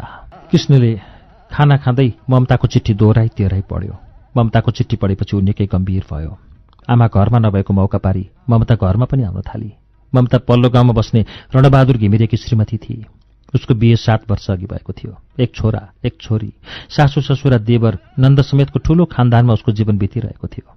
कृष्णको रूप, रंग, सुन्दर शरीर देखेर ममता कृष्णप्रति दिनदिनै नजिक बनिरहेकी थिए। घरमा सासू ससुरा श्रीमानलाई खाजा खुवाएपछि उसले पानी लिन जाने न्युमा आफ्नो भागको खाजा कृष्णलाई लुकेर लगिदिने गरेकी थिए। कृष्ण पनि ममताको प्रेममा भुतुक्क हुँदै गयो। कृष्ण र ममता एकअर्कामा घनिष्ठ बने। कृष्णको बढ्दै गएको यौवनमा ममता डुब्न थाली। उसको हृष्टपुष्ट शरीर, बलिया पाखुरी, लहलहाउँदो बैंस र उम्लदै गरेको यौवनमा ममता लट्ठिन थाली। कृष्ण बिना ममता एकछिन पनि टिक्न नसक्ने बनी। कृष्णको शरीर ममताको शरीर कृष्णमा टपक्क टाँसियो। ममता आफ्नो छोराछोरी र श्रीमान सबै बिर्सेर कृष्णको प्रेममा भासिन थाली। कृष्ण श्यामको घरमा जान टुटेको थिएन। सबैजना खाना खाइसकेपछि कृष्ण श्यामसँग होमवर्क गर्न, श्यामबाट समाज परिवर्तनका गहकिला कुरा सुन्न लालायित हुन्थ्यो। कृष्ण र श्याम सँगसँगै सुत्थे। गाउँमा एउटै ओछ्यानमा लस्करै सुत्ने चलन हुन्छ। श्याम पनि कहिलेकाहीँ कृष्णको घरमा आउने गर्थ्यो र कृष्णसँगै सुत्थ्यो। एक दिनको कुरा हो। होमवर्क सकिएपछि श्यामसँग टाँसिएर कृष्णले ममताका प्रेम पत्रहरू देखायो। ममतासँगको प्रेम, उसले हरेक दिन ल्याउने गरेको मिठा खानेकुरा, ममतासँगको यौन सम्सर्गको आनन्द सबै पोख्यो श्यामसँग। जेठ महिनामा अर्धवार्षिक परीक्षा थियो। अर्धवार्षिक परीक्षा सकेपछि 2 महिनाको लागि स्कुल छुट्टी भयो। होमवर्क नभएको हुनाले कृष्ण 2 महिनासम्म श्यामको घरमा आएन। बर्खायाम खेती किसानीमा श्यामको छुट्टी बित्यो। भदौ महिना सुरु भयो। सबै विद्यार्थी स्कुल फर्के। स्कुलमा कृष्ण देखिएन। कक्षाभरि हल्ला चल्यो। कृष्णले ममतालाई भगायो। कृष्ण गाउँमा छैन रे, ममताको छोराछोरीको बिजोग भयो रे, आदि इत्यादि। यो सबै हल्ला सुनेपछि एक दिन श्याम स्कुल सकेपछि कृष्णको घर गयो। कृष्णको घर पुग्न 1 घण्टाको बाटो थियो। कृष्णकी आमा पिँढीमा रुँदै थिइन्। कृष्णको बारेमा सोधेपछि कृष्णकी आमाले सबै बताइन् र भनिन्, मिठाईमा कृष्णको जीवन गयो बाबु। अन्ततः कृष्णले कक्षा 9 पनि पूरा गर्न सकेन। ममतासँग उच्च चितवनको सिमसार क्षेत्र माडीमा बस्न थाल्यो। उसँग जग्गा किन्ने पैसा पनि थिएन। रविन्द्र पौडेल नाम गरेका महाजनको खेती किसान गरेर उनीहरूको बारीको एउटा कुनामा सानो छाप्रो बनाएर बस्यो। कृष्णकी बुढी आमा सधैँ रोएर बाँकी जीवन बिताइरहेकी छिन्। बुढेसकालको सहारा एउटा छोरा कृष्ण अर्काकी स्वास्नीको मिठाईमा भुली छोडेर गएपछि संसारमा एक्लो भएकी छिन्, जसका लागि उनले आफ्नो जीवन नभनी यत्रो दुःख कष्ट सहिन्। लोग्ने बितेपछि त्यही कृष्णको भविष्यका लागि आफ्नो जीवनलाई तिलाञ्जली दिएकी थिइन्। किस्नेलाई दुःख कष्ट गरेर भए पनि धेरै पढाउँछु, बुहारी भित्र आउँछु। छोरा बुहारी गाउँकै स्कुलमा पढाउन जान्छन्, म नाति खेलाएर घरमै बस्छु। यस्तै यस्तै सपना बुनेकी थिइन् किस्नेकी आमाले। आज किस्नेकी आमा मध्य औँसीको रात आकाशमा टल्केका धेरै तारामध्ये एउटा तारालाई हेर्दै वर्षौं अघि बितेका लोग्नेलाई सम्झी बरबराउँछिन्। मलाई नि लैजाऊ न किस्नेका बा, तिमी भएका ठाउँमा। तिमी त एकैछिनमा मलाई जान्छु पनि नभनी मकै नङ्ग्याउँदै नङ्ग्याउँदै गयौ। तिमी गएपछि एक दिन तिमी सपनामा आएका थियौ। म धेरै रोको थिएँ तिमीसँग। तिमीले मेरो आँसु पुस्दै नरो सुन्तली, म गए नि तँलाई किस्ने नासो छोडिदिएको छु। त्यसलाई तैँले हुर्काउनुपर्छ, पढाउनुपर्छ, बढाउनुपर्छ। कहिलेकाहीँ सपनामा तँलाई हेर्न आउँछु भन्यौ। तिमीले त्यही भनेको कुरा सम्झँदै तिम्रो नासो किस्नेलाई हुर्काएँ, पढाएँ, बढाएँ। तर तिम्रो छोरो किस्ने त मलाई एक्लै पारेर जिउँदै मरेतुल्य भएर गयो। अब कसका लागि बाँचौँ? मिठाईमा भुलेको जिन्दगी शीर्षकको यो कथा मैले तमसुक कथा संग्रहबाट वाचन गरेको थिएँ।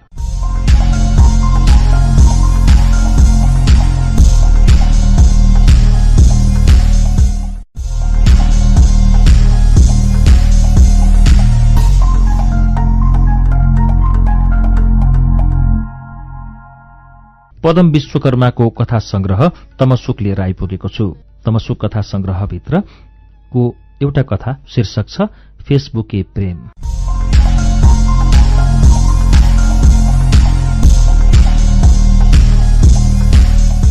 भिसा लाग्यो भन्दै किरण खुसीले गदगद भयो। अन्तर्राष्ट्रिय सहयोगी संस्थामा कार्यक्रम अधिकृतको रूपमा कार्यरत किरण 1 महिने परियोजना व्यवस्थापन सम्बन्धी प्रशिक्षणमा सहभागी हुन अमेरिका आउने भिसा प्राप्त गरेको थियो। भिसा लिएर ऊ सिधै कार्यालय पुग्यो।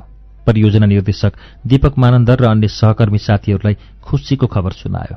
घरमा श्रीमतीलाई फोन गरेर भिसा भएको खुसी साट्यो। 2 हप्तापछि न्यूयोर्कमा सुरु हुने प्रशिक्षणमा भाग लिन हवाई टिकट र डलर सटही आदि तयारी गर्यो। साथीहरूलाई घरमै बोलाएर विदाई भोज आयोजना भयो। भोलिपल्ट श्रीमती, छोराहरू र आफन्तजनहरू विदाई गर्न एयरपोर्ट पुगे। 1 महिनापछि भेट हुने आशामा किरण अध्यागमन कक्षतर्फ प्रवेश गर्यो।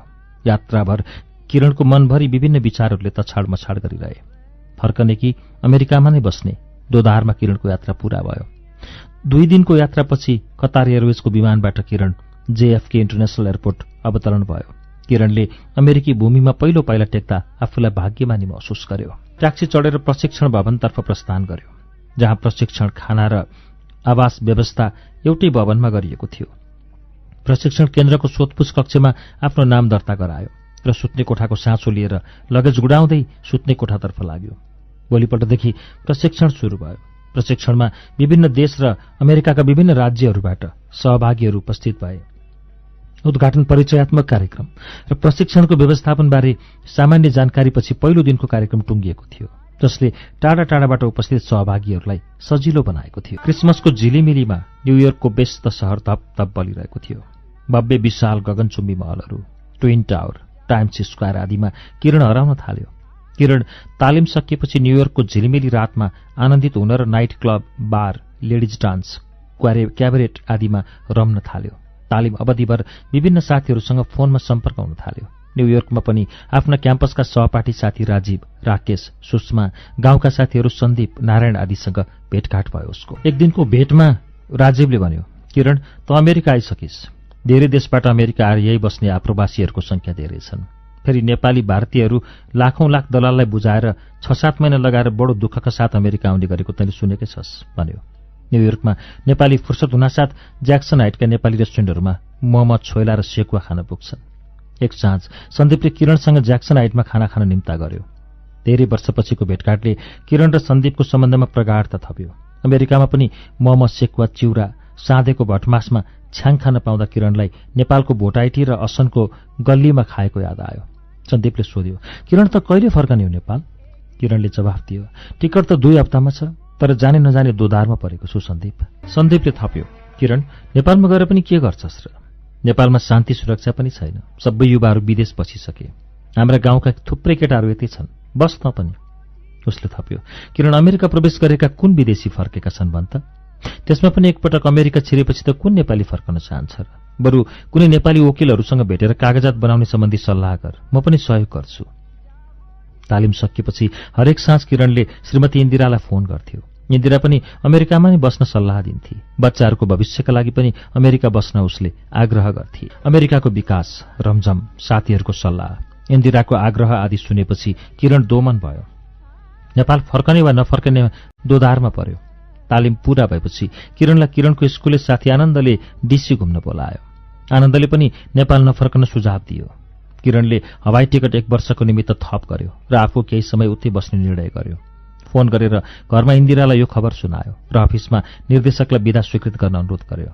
किरण केही दिनको डिसी घुमघाम पश्चात न्युयोर्क फर्क्यो र सन्दीपसँग बस्न थाल्यो र एक भारतीय रेस्टुरेन्टमा काम सुरु गर्यो। फुर्सदको समय र कामबाट फर्केपछि धेरै मानिसहरू, खास गरी युवा युवतीहरू फेसबुकमा व्यस्त राख्छन् आफूलाई।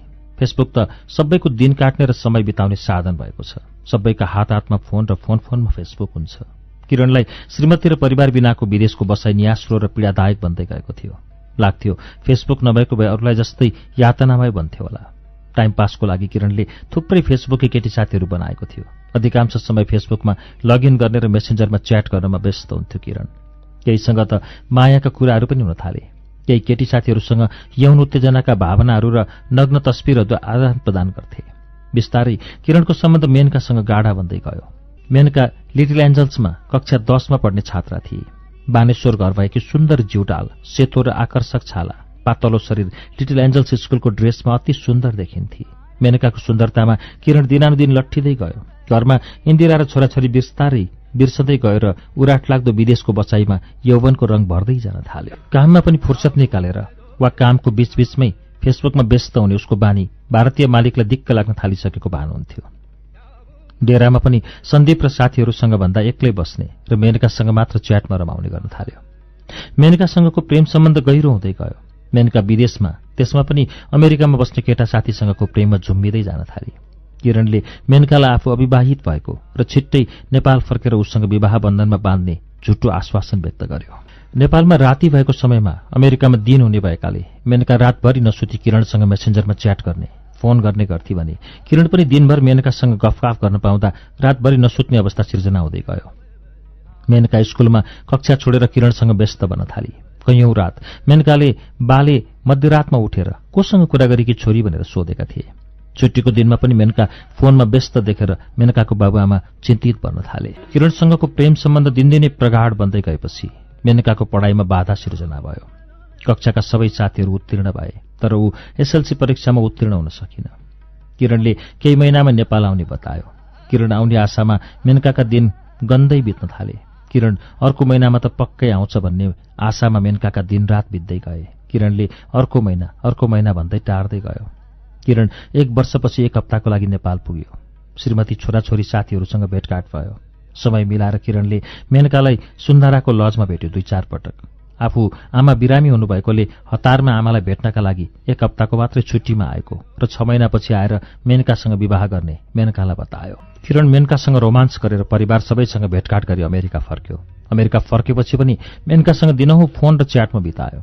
किरणसँगको प्रेममा मेनका लट्ठी, मेनका गर्भिणी भई। किरणकी श्रीमती र छोराछोरीको अमेरिकाको लागि भिसा लाग्यो। श्रीमती छोराछोरी अमेरिका पुगेपछि मेनकासँग फोन र च्याट कम गर्दै गयो। मेनकासँगको सम्बन्ध थाहा पाएर इन्दिरा छटपटाई। किरणको घरबार बिग्रने डरले मेनकासँगको सम्पर्क बन्द गर्यो, फोन नम्बर परिवर्तन गर्यो, फेसबुक ब्लक गर्यो। किरण नेपाल आएर आफूसँग विवाह गर्ने मेनकाको आशाहरू सबै चकनाचुर भए। मेनकाले छोरी जन्माई र कष्टकर जीवन बिताउन थाली। उता भने अमेरिकामा किरण श्रीमती र छोराछोरीसँग आनन्दले बाँकी जीवन बिताउन थाल्यो। फेसबुककै सम्बन्धले मेनकाको जीवन बर्बाद भयो। फेसबुके प्रेम शीर्षकको यो कथा मैले पदम विश्वकर्माको कथा संग्रह तमसुकबाट वाचन गरेको हुँ।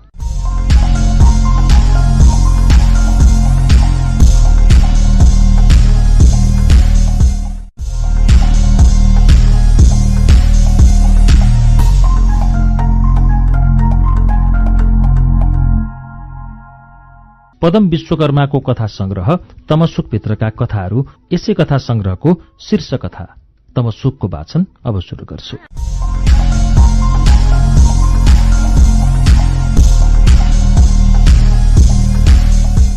वरिपरि जंगल, बीचमा ठूलो फाँट, फाँटका गराहरूमा लहलह झुल्दै गरेका धानका बाला, आलीमा लत्रिएका भटमास र मासका कोसाहरू। रातभरिको चिसोमा जागा बसेका बोट बिरुवाहरू बिहानीको पारिलो घामको न्यानोमा आनन्द लिएर बसेका जस्ता लाग्छन्। फाँटको बीचबाट लमतन्न सुतेको कुलोमा पानी बगिरहेको छ। भर्खरै आफ्नी आमाको गर्भबाट निस्केका धानका बालाहरू बाहिरी संसार देखेर फुरुङ्ग पर्दै झुलेका देख्दा साउको खेतमा काम गरिरहेको हर्कबहादुरलाई पनि नेपालीहरूको महान पर्व दशैंको आगमन भएको हो कि भन्ने लाग्छ। फाँटको भित्तामा सबैभन्दा सानो घर माटोले लिप्सेको पाप्राहरू जताततै उब्किएका छन्। नजिकबाट हेर्दा घर जस्तै लाग्ने तर परबाट कुहिएको परालको थुप्रो जस्तो लाग्ने घरमा तेर्सिएको बाँसको बलोमा रामेका बा पसिनाले भिजेको गन्जी फुकालेर सुइरिन्छ। उसका आँखा च्यातिएको गन्जीको तेस्रो पालमा पर्छ। हिजो त एक ठाउँमा मात्र भङ पर्या थियो, आजै दो ठाउँमै भङ परि मरिसकेछ। यो गन्जी जस्तै मेरो जिन्दगी पनि दिनदिनै भङ पर्दै गास्तो लाग्छ। खुइय गर्दै रामेका बा हर्कबहादुर मुढामा बसेर लखतरान परेको उसको शरीरलाई पाप्रा उब्केको घरको भित्तोमा अडेस लगाएर लोलाउँछ। रामे ठूलो भएर लाउर जान्छ। एक वर्षपछि रामे एउटा ठूलो गुन्टा बोकेर घर आइपुग्छ र बाउला ढोक गर्छ। चिरञ्जीवी भएस भन्दै आशिष दिन्छ हर्के रामेलाई। भित्रबाट हत्तनपत्त रामेकी आमा छोरालाई ढोगाउन तेर्स्याउँछ गोडालाई। रामेले आमालाई पनि ढोक्छ। झोला फुकाउँदै, हेर त बाउ, तिमीलाई यसपालिको दशैंमा कमिज सुराल ल्याइदिएको छु। आमालाई ढाकाको चौबन्दी छ, पुन्टे र भुन्टे अनि चाउरीलाई नि ल्याइदिएछु। यसपालाको दशैं हामी राम्रो लुगा लाएर मनान्छौं। अन यी बुढा किन टोलाइरहेछौ? देउसे सपना देख्यौ कि क्या हो? दाउराको भारी भुइँमा बजार्दै रामेकी आमा कराएपछि अर्के झस्याङ्ग बिउजिन्छ र बलोमा झुन्डिएको च्यातिएको गन्जीलाई एकपटक हेर्छ। ऊ जस्तै श्रीमती हरिमाया पनि खेती मेला ढिकी जाँतो पानी पँधेरो घाँस दाउराले हैरान हुन्छ। गाउँघरको जीवन नै घाँस दाउरासँगको जीवन। त्यहीमाथि रामे र पुन्टे अनि चाउरी 3 बालबच्चाको देखभाल गर्नुपर्दा ऊ सधैँ लखतरान बन्थे। छिमेकहरूका घर लिपपोत भइसकेका छन्। कसैको घर रातो माटोले र कसैको चुनाले पोतिएका छन्। सबैभन्दा ठूलो घरमा बडैमानको घोरले खसी आइसकेको छ। पल्लो घरमा पनि नवरात्रि पूजाको लागि भनेर बडैमानको राँगो किनेर ल्याइसकेका छन्। अधिकांशको घर घरमा बलि चढाउन पशुहरू भित्रिसकेका छन्। दशैं मान्ने क्रममा क्षमताअनुसारको सानोतिनो बलि चढाउनै पर्ने परम्परा छ। ऊ जस्तै श्रीमती हरिमाया पनि खेती मेला ढिकी चाँतो पानी पँधेरो घाँस दाउराले हैरान हुन्छ। गुरुङ गाउँका साइला गुरुङ, सुबेदार बाजे, हलदार काका, मेजर कान्छा सबै दशैं मान्न गोर्खापल्टनबाट गाउँ आइसकेका छन्। दिल्ली, कलकत्ता, आसाम, बम्बई पुगेका गाउँका सबै लोग्ने मान्छेहरू घर आइपुगेका देखिन्थे। जति टाढा टाढाबाट भए पनि दशैं मान्न, आफ्नो बाआमाको आशीर्वाद थाप्न, आफन्तहरूलाई भेट्न घर आउने चलन हाम्रो नेपालीहरूको छ। लाउर गएकाहरू परियासित मिठाई, खानेकुरा, नयाँ कपडा, बाआमालाई एक सरो कमिज, धोती चोलो लिएर आएको देख्दा कसलाई आनन्द लाग्दैन र? बम्बई, आसाम, कलकत्ता, दिल्लीतिरबाट दशैं मान्न घर घर आएकाहरू पनि हातमा टेप रेकर्डर बजाउँदै लाउरे पल्टेर आइरहेका छन्। कामको लागि, पढ्नका लागि टाढा टाढा पुगेकाहरू पनि वर्ष दिनमा आउने चाड मान्न घर आउँदा गाउँघर नै रमणीय देखिएको छ। श्रीमानको बाटो हेर्दै बसेका श्रीमतीहरू दिन गनिरहेका छन् भने बुढी आमाहरू छोराको बाटो कुर्दै दिन काटिरहेका छन्।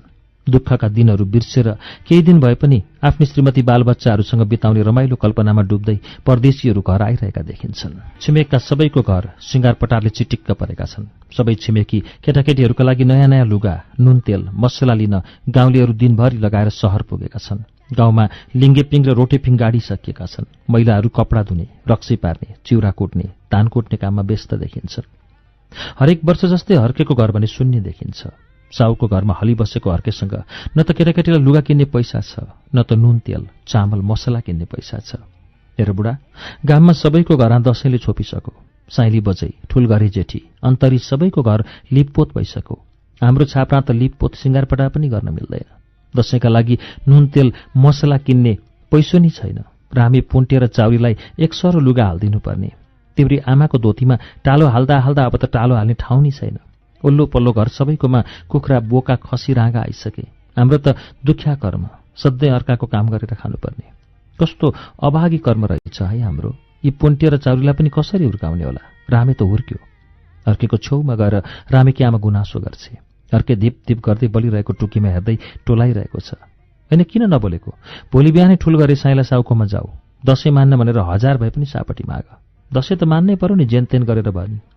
बरु ऋण नतिरुन्जेल तिनको घरमा हली बसम्ला र चल्या भाउमा ब्याज ख्यापम्ला। हर्केले लामो छुस्केर काट्छ। हेर रामे आमा, हाम्रो बेमा काड्या ऋण अहिलेसम्म थाप्ला छ। फेरि पोहोर साल तेरो जिउ हलुङ्गो भसी मुखियासँग माग्या सापट तिर्नु सकेन। यसले केरी तिर्छ भनेर किन दिन्थे र? होइन रामे बा, जाऊ एकपल्ट रोइ कराई गर। ब्याजको स्याज तिर्न परे नि तिरम्ला।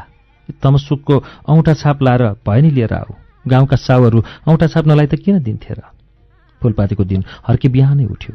आँखा पुस्दै ठुला गरे साइला साउ कहाँ पुग्यो र पिँढीको छेउमा टुसुक्क बस्यो। साइली साउनीले सोधिन्, ए हर्के, एका बिहानै किन आइस् त नि फुलपातीको दिन? साइला साउलाई भेट्न आएको हजुर, दसैँ मान्न थोरै ऋण दिनुहुन्थ्यो कि? हर्केले भन्यो। साउ चाहिँ कुरा अरेस, म साउलाई बोलाइदिन्छु, बस्दै हर। साउजी पूजापाठ सकेर आउँछन् भन्दै साउनी भित्र पसिन्। पूजापाठ नित्यकर्म सकि ठुला गरे साइला साउ बाहिर निस्के। जदौ गर्दै हर्के बसेको डिलबाट जुरुक्क उठ्यो। साइला साउले सोधे, क्यार्न आइस् त नि बिहान बिहानै? तेरा साउका खेतमा पानी लाउन गइनस्?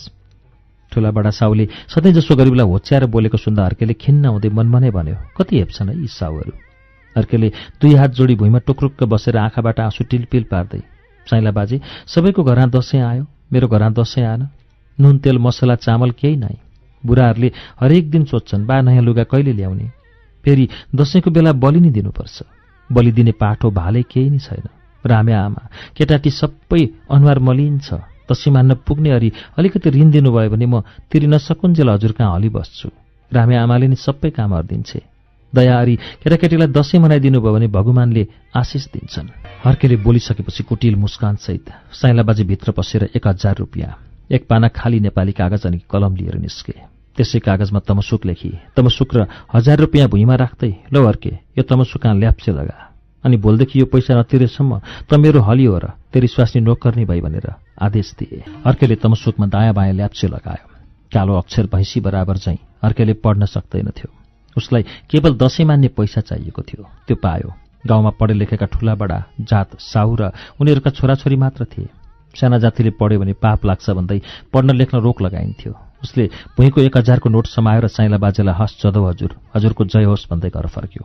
त्यो 1000 को नोटले सबैलाई एक एक जोर लुगा, अलिअलि नुन तेल मसला लिएर साँझ घर आयो। दसैँको सामान लिएर आएकोले उसको परिवारमा अलिकति भए पनि खुसी पलायो। दसैँ सकियो। हर्के र रामेकी आमा साइला बाजेको घरमा हली र नोकर्नी बने।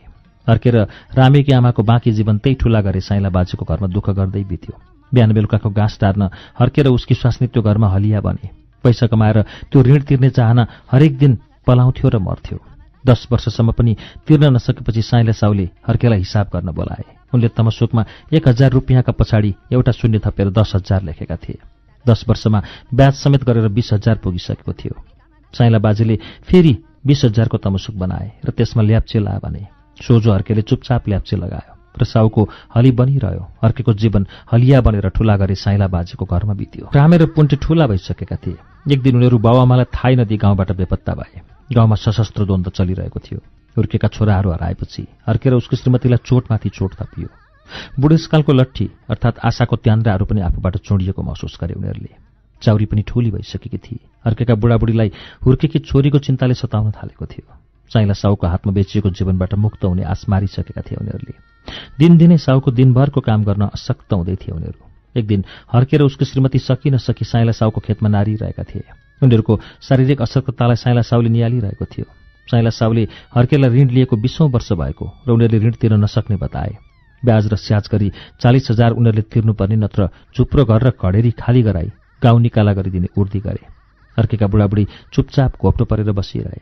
चुपचाप बस्नु बाहेक उनीहरूको अरू केही विकल्प थिएन। चाउरीले अनुनय विनय गरी साइला बाजेलाई, साइला बाजे यस्तो नभन्नुहोस्, बुढा भएका बा आमालाई म कहाँ लिएर जाउँ? सकुन्जेल त आमाले काम गरिहाल्नु भयो। बरु बा आमाको सट्टा म हजुरकोमा काम गर्छु, तर भगवानको कृपा यस्तो नहर्दिनुहोस्। हर्केका बुढाबुढी झन् घ्वाक घ्वाक रुन थाले। धेरै वर्ष अघि साइला बाजेकोमा काम गर्न बसेकी पारी डाँडाकी थम्माया परियारको बलात्कृत लास सेतीको बगरमा फेला परेको घटना सम्झे उनीहरूले। भोलिपल्टदेखि चाउरी नोकर्नीको रूपमा काम गर्न आउने शर्तमा साइला बाजे लट्ठी टेक्दै आफ्नो घरतर्फ लागे। मरेतुल्य जीवन बिताइरहेका हर्केका बुढाबुढी भित्र हो कि बाहिर हो भन्ने पनि नचोटिने अवस्थाको घरमा बसिरहेका छन्। उसै गरी बडा दशैंको चाड छरछिमेकमा भित्रिसकेको छ। सबैका घर सिंगार पटारले रंगीन भएका देखिन्छन्। बडा दशैंको रौनक वातावरणले उनीहरूको दुःखी जीवनलाई स्पर्श समेत गरेको छैन। चाउरी साइला साउको घरमा काम गर्न जान बाहिर निस्किन्छे। हर्के र हरिमाया मुटुमा भक्कानो पार्दै भएर त्रसित अनुहारले साइला साउको घरतिर लम्किएका छोरीका पाइला गन्दैछन्। हर्केका मधुर आँखाले परबाट 2 जना केटाहरू आउँदै गरेको देख्छ। जति जति नजिक आउँदै गर्छन् उति उति उसको मानसपटलमा वर्षौं पहिले दिउँसै देखेको छोटो र मिठो सपनाको याद आउँछ। ए बुढी हेर त, परबाट आउने हाम्रो रामे र पुन्टे जस्ता लाग्छन्। रामे र पुन्टेको नाम लिने बित्तिकै हरिमाया आँगनको डिलमा उभिएर आँखी भाउमाथि दाहिने हातलाई धारे पारेर निहाल्छे। हो बुढा, हो, हाम्रा छोरा नै हुन्। आफ्ना सन्तानलाई चिन्न मेरा आँखा अझै कमजोर भएनन्। अकस्मात हर्के बुढौली घोक्रो फुलाएर, चाउरी त घरा फर्की, तेरा दाईहरू लाउराटा आए भन्दै कराउँछ। बीचमा एउटा ठूलो सुटकेससहित रामे र पुन्टे घर आइपुग्छन्। चाउरी तीन कानलाई नाग्दै घर फर्किन्छे। सबै एक आपसमा हेराहेर गर्दछन्। सबैका गला अवरुद्ध हुन्छन्। दुःखका आँसु खसेर रित्तिएका आँखाले खुसीका आँसुहरूलाई पनि रोक्न सक्दैनन्। सबैका आँखाबाट हर्षाश्रु वर्षिन्छन्। अकस्मात जेठ महिनाको चर्को घाममा वर्षिएको पानी जस्तै। भोलिपल्ट बिहानै साइला बाजे खल्तीमा तमसुक बोकेर हर्केको घर टुप्लुक्क आइपुगे। हर्के, साउँ ब्याज सबैअरी 50,000 भएको छ। तेरी छोरी काम गर्न नै आइन, साइला बाजेले परैबाट भने। नयाँ पहिरनका साथ हर्के घरबाट निस्किँदै भन्छ, बाजे आउनुहोस् आउनुहोस् मेरो झुप्रा, तपाईँको एक एक हिसाब चुक्ता हरिदिन्छु। हरिस तैँले चुक्ता, खुरुक्क झुप्रो खाली हर। हर्के अगाडि उभिना साथ रामे र पुन्टे हातमा 500 को बन्डलसहित बाहिर निस्के। बाजे ल्याउनुहोस् त्यो तमसुक र पुर्नुहोस् यो पैसाले तपाईँको कुदृष्टि भन्दै बाजेको कोटको खल्तीबाट आधा निस्केको तमसुक थुतेर टुक्रा टुक्रा पारी च्यातिदिए। तमसुक शीर्षकको यो कथा मैले पदम विश्वकर्माको कथा संग्रहबाट श्रुति सम्वेकमा वाचन गरेको थिएँ।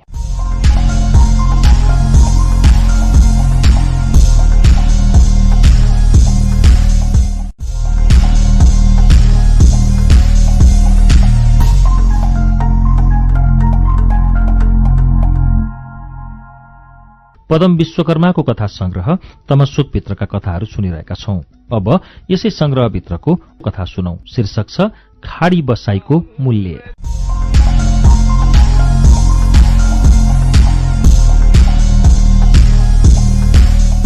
वरिपरि खेतभरि घोगा लागेका मकैका बोटहरू छन्। जेठको महिना, पूर्व मनसुन सुरु भइसकेको छ।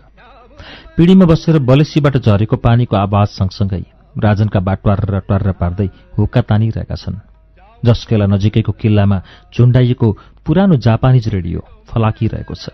बेलुका 7 बजेको समाचारको धुन बज्ने बित्तिकै गाउँलेहरू राजनको घरमा रेडियोमा समाचार सुन्न जुम्मिन्छन्। गाउँमा राजनको घरमा मात्र रेडियो भएको कारण धार्मिक र सांस्कृतिक कार्यक्रमहरू सुन्न पनि गाउँलेहरू जम्मा हुन्छन् राजनको घरमा। समाचारमा रेडियोले एसएलसीको परीक्षाफल प्रकाशन भएको खबर मुख्य समाचारमै सुनायो। राजनका बाले सुतिरहेको राजनलाई अत्तालिँदै बोलाए, राजन, ए राजन, यहाँ एसएलसीको रिजल्ट फुकिसक्यो रेडियोमा। ऊ भने शमसाँचे ओछ्याना पल्ट्या छ, छिटो झर तल। राजन दौडँदै बारलीबाट तल झर्यो र समाचारको मुख्य अंश सुनेपछि हो रहेछ भन्दै रेडियो नजिक आएर टुक्रुक्क बस्यो। गाउँमा एसएलसी रिजल्टको हल्ला चल्यो। भोलिपल्ट सबेरै जिल्ला सदरमुकाम दमौलीतिर आनिए। महेश, रायन, राजन, राजेश र भगवती सबै पास भए। तर रायनको सिम्बोल नम्बर गोर्खापत्रमा भेटिएन। सानो मुख बनाउँदै निराश बोकेर ऊ घर फर्क्यो। एसएलसी विद्यार्थीहरूका लागि फलामको ढोका हो। एसएलसी पास हुनेहरूका लागि आफ्नो भविष्यको बाटो रोज्न, उच्च शिक्षा हासिल गर्न र सानातिना जागिर खान बाटो खुल्छ। रायन एसएलसी पास हुन नसकेर चिन्तित बन्यो। उसको भविष्यका ढोका खुलेनन्, बन्दका बन्दै भए। त्यति बेलासम्म गाउँमा क्याम्पस खुलेको थिएन। क्याम्पस खुलाउन छलफल र बहस मात्र आरम्भ भएको थियो। क्याम्पस चलाउन सकिन्न कि भनेर गाउँलेहरू धर्मरमा थिए। क्याम्पस पढ्न महेश, राजन र राजेश काठमाडौँ जाने निदो गरे। भगवतीले भने गाउँको नजिकै रहेको दमौली क्याम्पसमा पढ्ने विचार गरे। हप्तामा घर आउन पाउने अनि चाडपर्व र छुट्टीको बेला सजिलै हिँडेर घर आउन सकिने हुनाले भगवतीका लागि दमौली क्याम्पस सहज बन्यो। राजेश, राजन र महेश भने आफूहरू घरमै बसे वा नजिकैको क्याम्पस पढ्दा प्रशासनबाट समातिने डरले उनीहरूको रोजाइ काठमाडौँ हुन पुग्यो। देशभर माओवादी जनयुद्धले चर्को रूप धारण गरेको थियो। उनीहरूको गाउँ तनहुँसुर जनयुद्धले प्रभावित थियो। गाउँका धेरै युवा युवतीहरू युद्धमा सामेल भइसकेका थिए।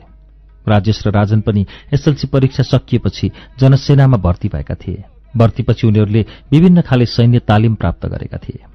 तालिम प्राप्त पश्चात बैंक छापा मार्ने सिलसिलामा कुन्छा पुगेका थिए उनीहरू।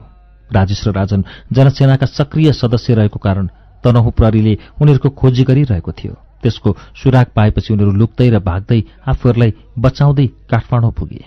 तनहुँसुर सुनसान थियो। युवा युवतीहरू माओवादी जनसेनामा कोही रहरले त कोही जबरजस्ती जंगल पसेका थिए। केही युवाहरू आर्मीमा भर्ती गराइएका थिए। या त उनीहरू माओवादीमा संलग्न हुनुपर्ने थियो या आर्मीमा। त्यसै डरले गाउँका केही युवाहरू भने Saudi Arab, Kuwait, Qatar, Oman, जोर्डनका मुलुक पसेका थिए। राजेश र राजन रत्नराजी क्याम्पसमा भर्ना भए भने महेश सरस्वती क्याम्पसमा भर्ना भयो। क्याम्पस पढ्न पाएपछि खुसीले भुइँमा खुट्टा टेकेनन् उनीहरूले। क्याम्पस पढ्न पाउँदा खुसी लाग्नु र आफ्नो भविष्य निर्माण गर्ने बाटोमा लाग्नु सबैलाई हर्षकै कुरा हुन्छ। पढाइ सुरु भयो। माओवादी जनयुद्ध चर्किँदै थियो। रुकुम, रोल्पा, दैलेख, जाजरकोट लगायत धेरै जिल्ला सदरमुकामहरू माओवादी जनसेनाले कब्जा गरेका थिए। लाग्थ्यो सबै जिल्ला र सदरमुकामहरू माओवादी कब्जामा छन् र राजधानी मात्रै कब्जा गर्न बाँकी छ। क्याम्पस भर्ना भएको केही हप्तापछि राजेश र राजनको खोजीमा प्रहरीले क्याम्पस छापा मार्यो। त्यस दिन शिक्षक बिरामी भएकाले पढाइ नभएको कारण छिट्टै डेरातिर फर्केका थिए उनीहरू। भाग्य बलियो भएका कारण त्यस दिन उनीहरू प्रहरीको कब्जाबाट बच्न सफल भए। क्याम्पसभरि हल्ली खल्ली मचियो। यो खबर सुनेपछि राजेश र राजन कलेज जान केही दिन रोकिए। राजेश र राजनले आफू सुरक्षित नभएको महसुस गरी गाउँका अरू साथीहरू जस्तै खाडी मुलुक जाने निश्चय गरे। महेश भने सरस्वती क्याम्पस नियमित पढ्न जान थाल्यो। महेश प्रहरीको नजरमा थिएन त्यति बेलासम्म। उनीहरूले पुतली सडकमा रहेको एभरेस्ट ओभरसिजमा सम्पर्क राखेर केही हप्तापछि साउदी अरब पुगे। अरब तातो हावाको मुलुक, तातो पानीको मुलुक, तातो घामको मुलुक, जमिनबाट निस्कने तातो बाफ, बालुवाको देश, मरुभूमिको देश। गर्मीको महिना त मृत मरुभूमि जस्तै लाग्छ। अरबको भूमि कहाली लाग्छ। नेपाली युवाहरूले आफ्नो रगत र पसिना अरबका बालुवामा डुबाएको देख्दा ज्यान मार्ने गरी लागेको चर्को घाममा सडक बनाउन र गगनचुम्बी भवनहरू बनाउनका लागि ठूला ठूला मेसिन चलाउने जस्ता कठिन कामहरू सबै नेपाली युवाहरूले नै गर्नुपर्ने काम हुन्थ्यो। नेपालीहरू आफ्नो रगत पसिनाले अरबलाई विकसित मुलुक बनाउँथे। सायद यी सबै पसिना नेपालमा बगाउन सकेको भए अर्को कोशी नदी बन्थ्यो, अर्को फेवाताल बन्थ्यो र बुर्ज खलिफा, मक्का royal club tower, Maillard tower आदि सबै नेपालमै खडा हुन्थे। त्रिभुवन अन्तर्राष्ट्रिय विमानस्थल दुबई अन्तर्राष्ट्रिय विमानस्थलभन्दा विशाल बन्ने थियो होला र अरबको माटोमा फल्ने सुनको ढिक्का कर्णालीको डाँडा डाँडामा र मधेसको फाँटमा फल्थे होला। दिन बित्दै गए। राजेश र राजनको वर्ष दिनको छुट्टी नजिकिँदै आयो। महिना दिनको छुट्टी मनाउन नेपाल आए उनीहरू। नेपालमा माओवादी जनयुद्ध शान्ति प्रक्रियामा प्रवेश गर्ने बहस चलिरहेको थियो। उनीहरू बाआमा साथीभाइलाई भेट्न तनहुँ सुर पुगे।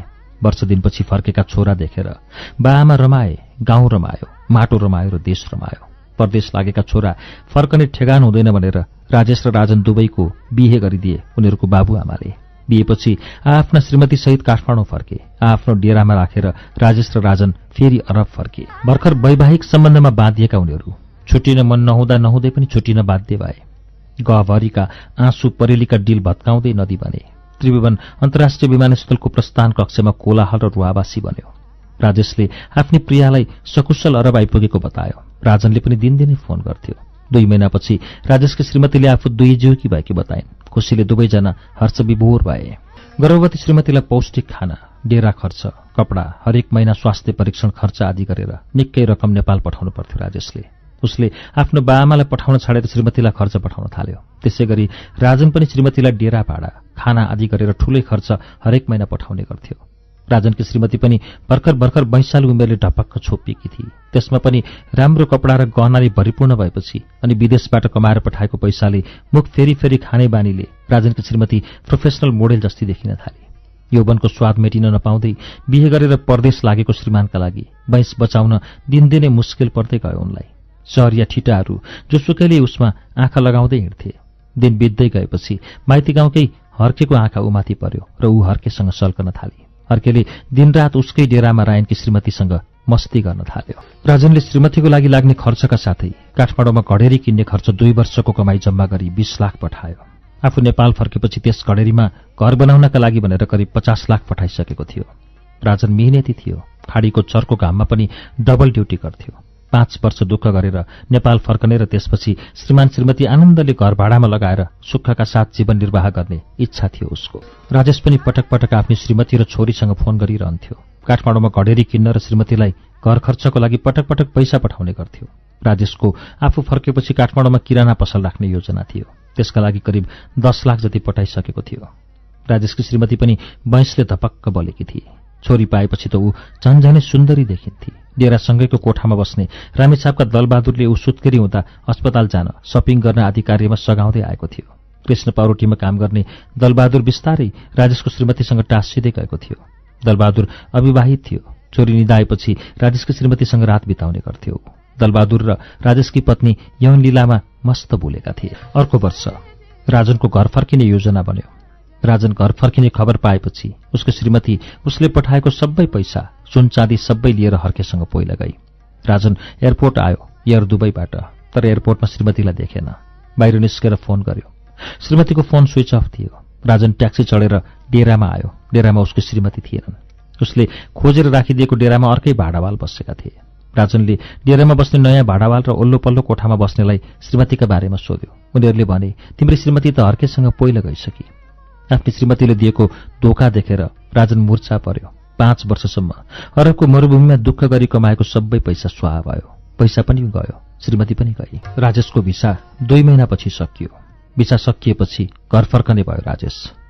घर फर्किने दिन जति नजिकिँदै आयो ऊ पनि खुसी हुँदै गयो। आफ्नी जीवन सङ्गिनी भेट्न पाउने आशमा उसका आँखा बाटोभरि पोखिए। उसले आफू आइपुग्ने मिति, बार र समय श्रीमतीलाई सुनायो। राजेश आउने हप्ता दिन पहिले नै राजेशकी श्रीमतीलाई छोरीसहित दलबहादुरले उडायो। राजेशले उड्ने पहिलो एयरपोर्टमा आएर फोन गर्यो। दलबहादुरले फोन उठाएर भन्यो, अब ऊ मेरी श्रीमती भइसकी, आइन्दा फोन नगर्नु भनेर फोन राखिदियो। काममा फर्कौं भने भिसा पनि सकिएको थियो। जहाजको टिकटका लागि पैसा खर्च भइसकेकोले राजेशलाई फर्कन सम्भव भएन। पापिनीले छोडेर गए पनि गाउँमा गएर बाआमा साथीहरूसँग भेटघाट गरेर केही महिनापछि फर्कने निर्णय गर्यो र यात्राभर रुँदै काठमाडौँ उत्रियो। एयरपोर्ट बाहिर निस्केर एउटा ट्याक्सी भाडामा लिएर दमौली प्रस्थान गर्यो। बिचरा राजेशको न घर न बास न साथ रह्यो। सुखको सपना सबै बालुवामै बिलायो। बिचरा युवाहरू दिनदिनै खाडी मुलुक लाग्छन्। आफू बालुवाको आगोमा पोलिँदै पसिना बगाउँदै मिहिनेतले कमाएको पैसा नेपाल पठाउँछन्। बैंसले लट्ठिएका श्रीमतीहरू अर्कैसँग पल्केर सबै सम्पत्ति उडाउँछन् र श्रीमान घर फर्किँदा न श्रीमती न त दुःखले कमाएको सम्पत्ति केही पाउन सक्दैनन्। सयौं राजेशहरू बालुवामा रगत र पसिना बगाउँछन् मात्र। खाडी बसाईको मूल्य शीर्षकको यो कथा मैले तमसुक कथा संग्रहबाट वाचन गरेँ।